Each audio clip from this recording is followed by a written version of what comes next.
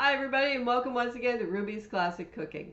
And today I'm going to make brown bread, which is a nice bread not made with whole wheat bread but made with molasses, and it makes a wonderful bread. It's also made with rolled oats, oatmeal.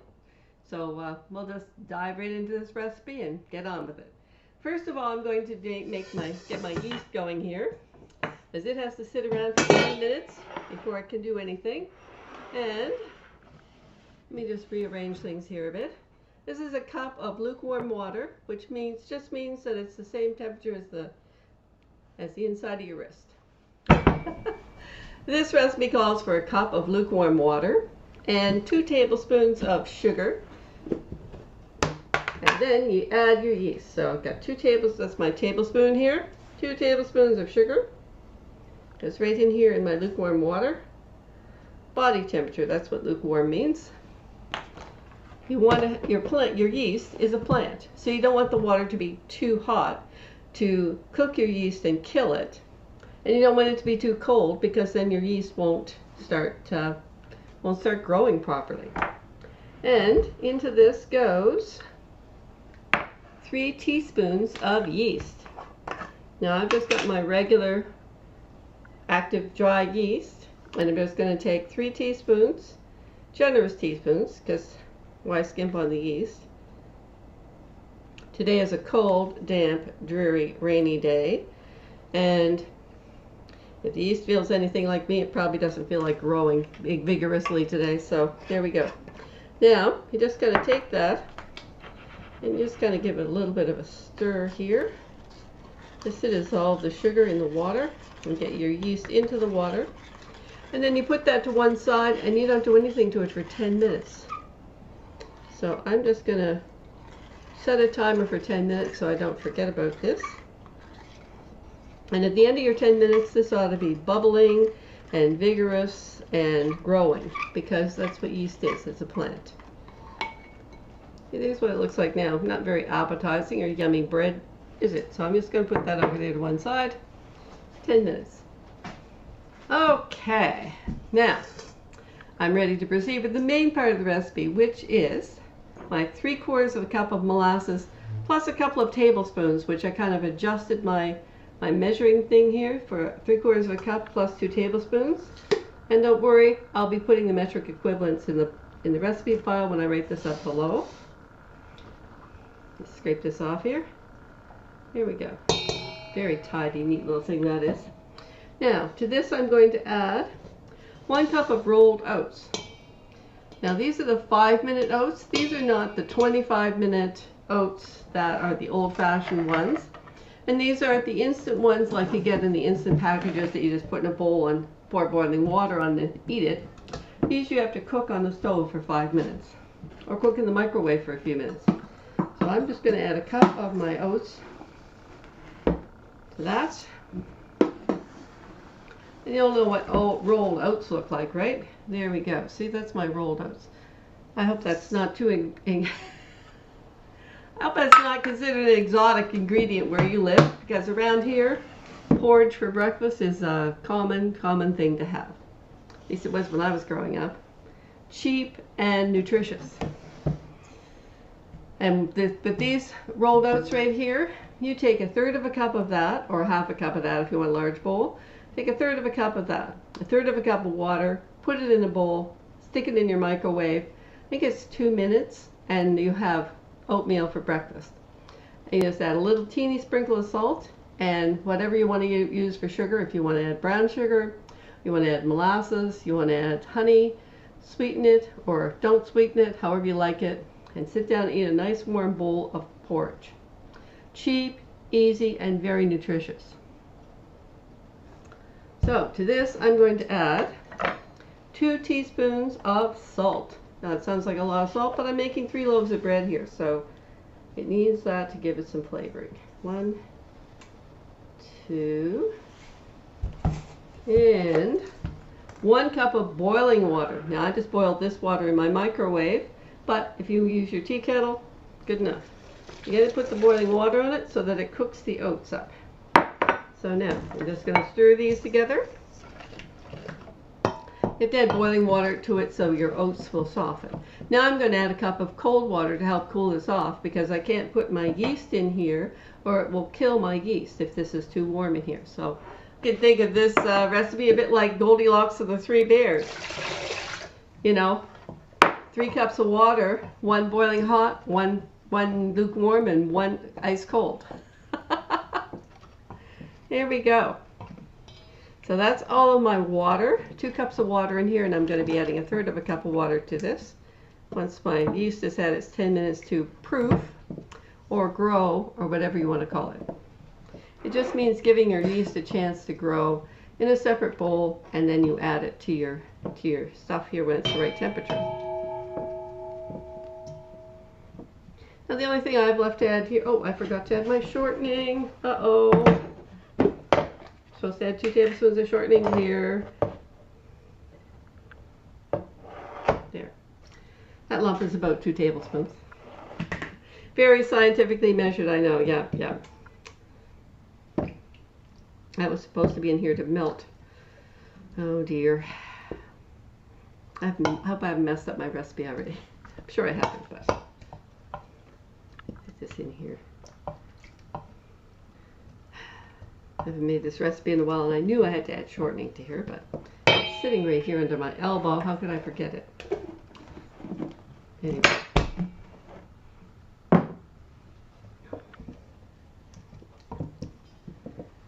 Anyway. Means that my yeast has now had 10 minutes to proof. And let's have a look at it. Oh my, it's certainly changed, hasn't it? Look at that. That shows my yeast is nice and alive and growing well and ready to make my bread rise. I'm just going to stick my finger in my bowl here and make sure that my mixture in here is cooled off to lukewarm. And it is. So that's good. Now I can add my yeast to that, and I know that it won't be too hot and it won't kill my yeast. So in goes my yeast and the other cup of water. So now I have 3 cups of water in here. 1 boiling hot, 1 ice cold, and 1 lukewarm.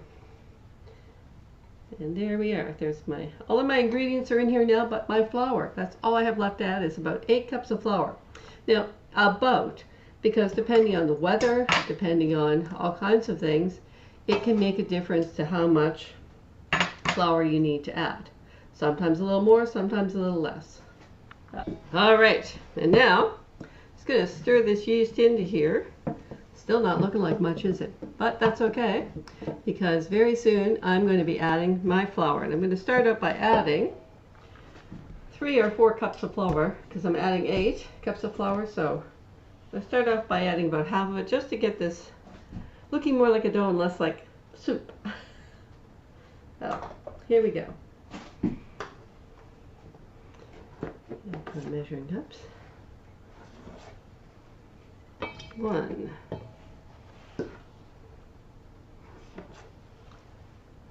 2,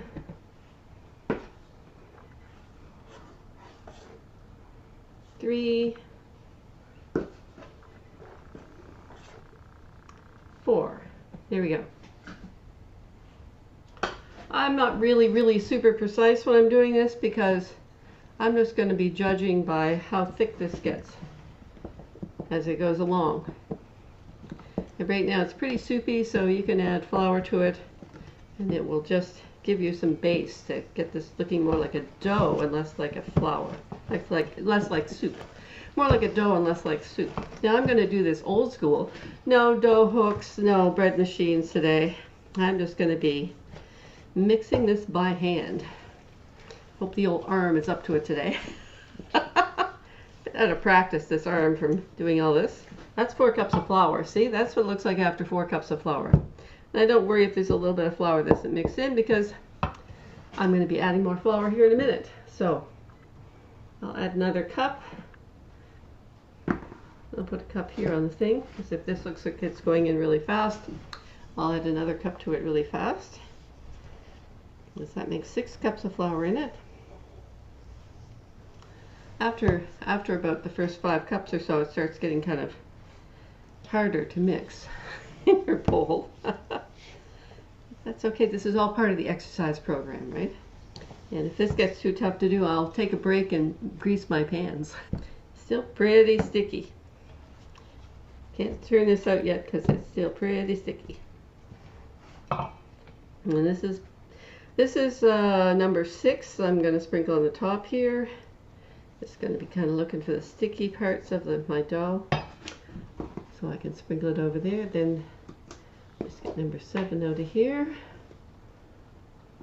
There, number 7. I think I'm going to take a break for a second here and grease my 3 loaf pans.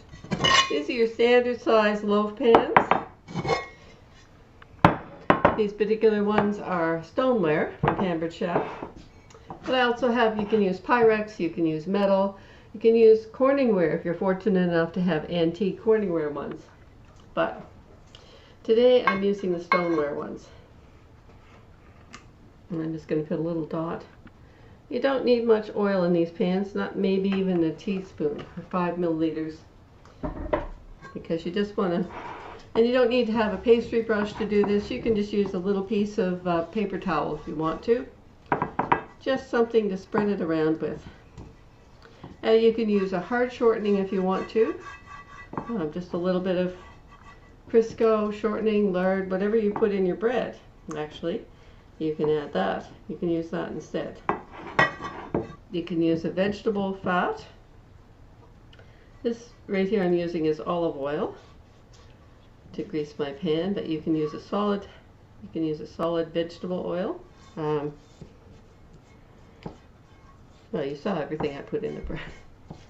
There's no meat or meat products in there. You can use a vegetable shortening, and you would have a vegetarian bread.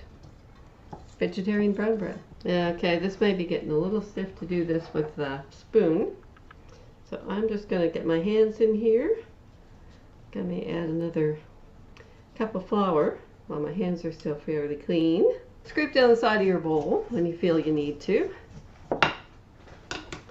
1 more cup of flour in there, and then I'll get the 8th cup out here. Now I'm just going to do some kneading in here in the bowl.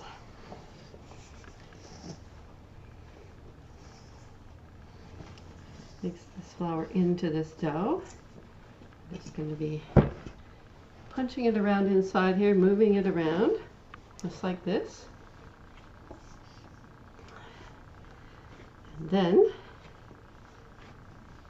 when I get all the flour that's in here in the bowl, or most of it, mixed into this bread, I will be turning it out on my counter and doing some kneading until this is smooth and elastic, as they say in the recipes, which I will show you that when I get all finished kneading. So, you don't need to hang around and watch this tedious process, so I'll bring you back when I've got this ready for the actual kneading. Oh, and by the way, this is all-purpose flour, or as you would call it in the UK, strong flour, or in the USA, bread flour, because of course we're making bread, so yeah, you'd want bread flour. I am just going to turn this out of here. I'm just going to turn this flour, this dough out of here with the rest of the flour. Scrape the rest of this out of the bowl. All right.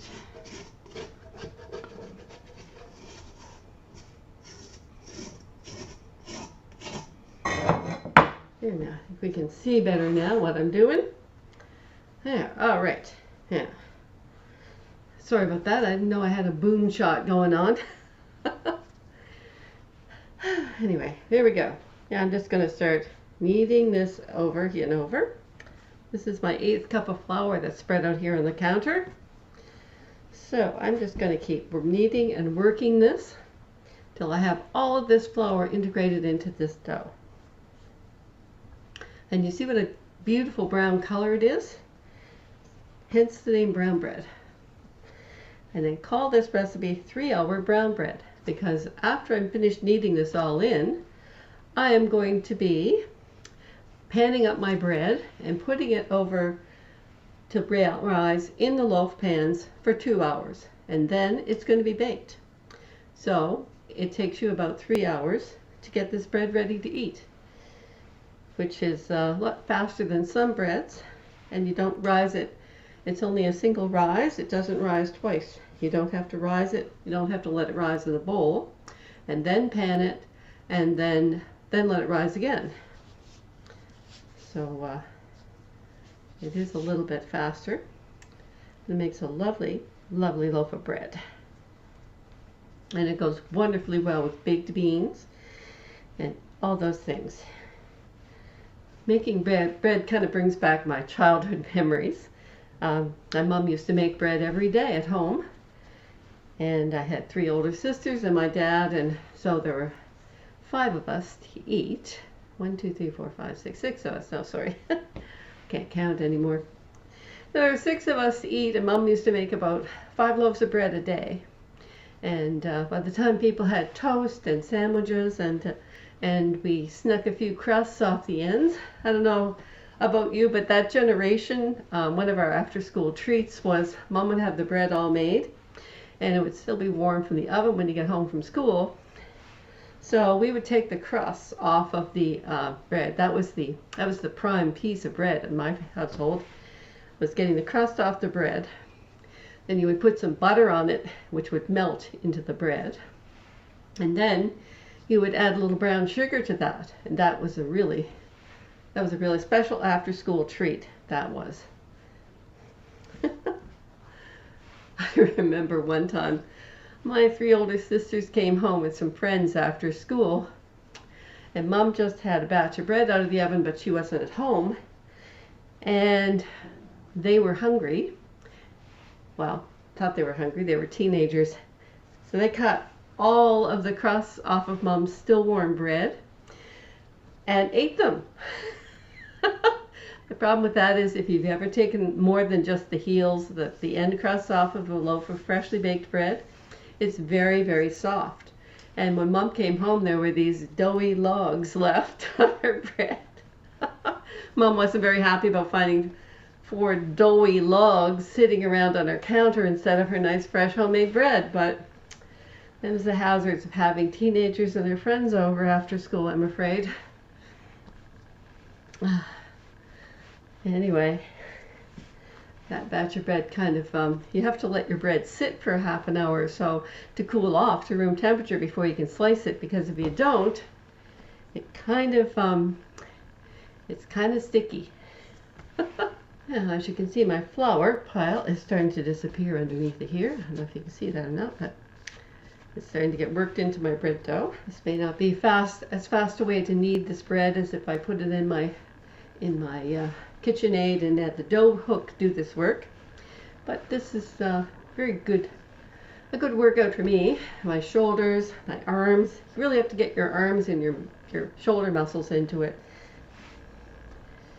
Also helps with the circulation in your hands. And my mom used to say that, she had arthritis in her hands, terrible arthritis in her hands. And she said, if you want to keep your arthritis, keep your fingers moving, you got to keep your hands moving. Got to keep those hands and fingers moving. And apparently, she was absolutely right about that, because that's one of the things they do is physio on people, to keep their hands and fingers moving. I was the lucky sister. 2 of my sisters got the arthritis. 3 of them got. The other 3 got the arthritis. I didn't seem to get the arthritis, the hand arthritis, so I was very lucky about that. So I know that arthritis is very painful, and you get swollen joints and knuckles, and sometimes Mom would have these horrible lumps come up on her knuckles. And using your hands can be very painful. So I feel very grateful that I didn't get that.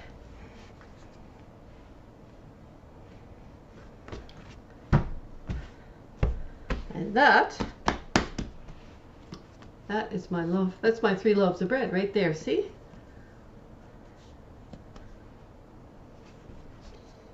Now, let's see, just a bit more.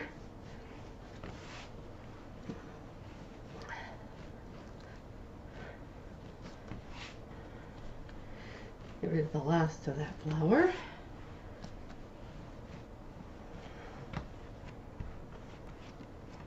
And here it is right there.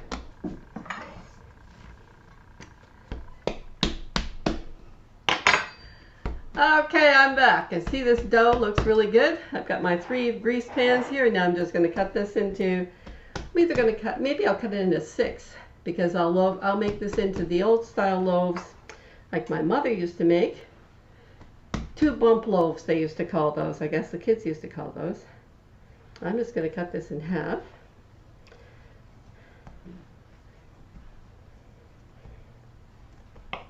Use my bread and butter knife here. See what it looks like in the middle? Nice, and there's getting to be a little bit of some yeast action there with the bubbles. And then each one of these I'm going to cut into 3 pieces, more or less equal. Oops. Maybe I should cheat and have my kitchen scales here to make sure I've got 6 equal bumps of dough here. I'm just eyeballing it for all I'm worth here today.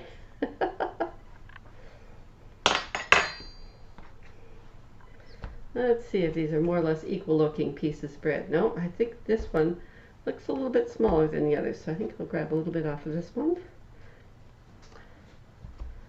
And how are these others looking?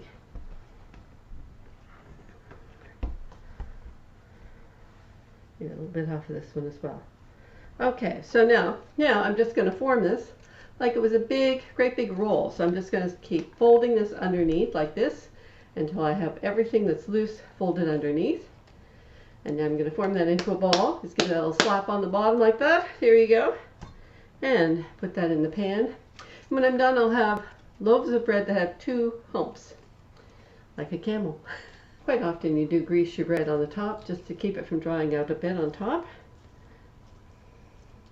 And I'll show you what these look like in the pans after they're all panned up.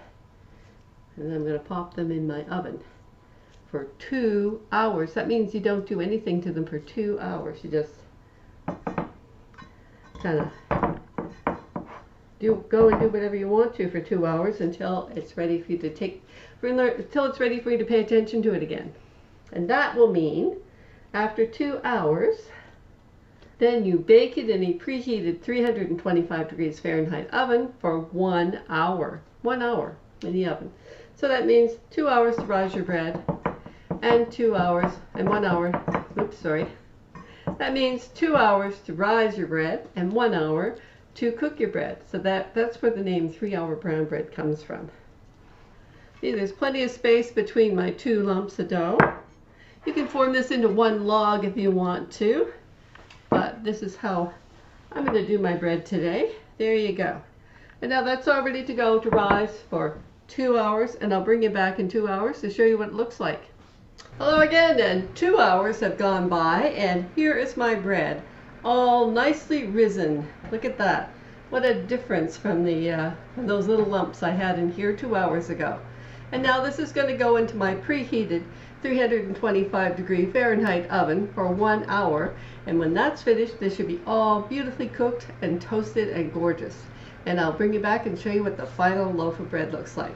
Hi everybody, and welcome back again. And it's been 1 hour in the oven at 325 for my bread, and it is done and beautiful and golden brown and delicious. So I'll just turn it out of its pans and show you what it looks like. Doesn't it look lovely? Look at that bottom. All nice and brown. Golden brown and delicious. Let me get rid of these pans. And there you have it. 3 loaves of brown bread. And when I'm doing up my videos, I will be sure to put some pictures of how it looks like when it's sliced, which I can't do for another 20 minutes or so. So anyway, I hope you enjoyed this recipe today, and that you will subscribe and like and comment below and give this recipe a try, because I'm going to put this recipe in the comments below, and I'm going to include all of the metric equivalents in that recipe below. So I hope to see you watching me again next time on Ruby's Classic Cooking. Bye for now.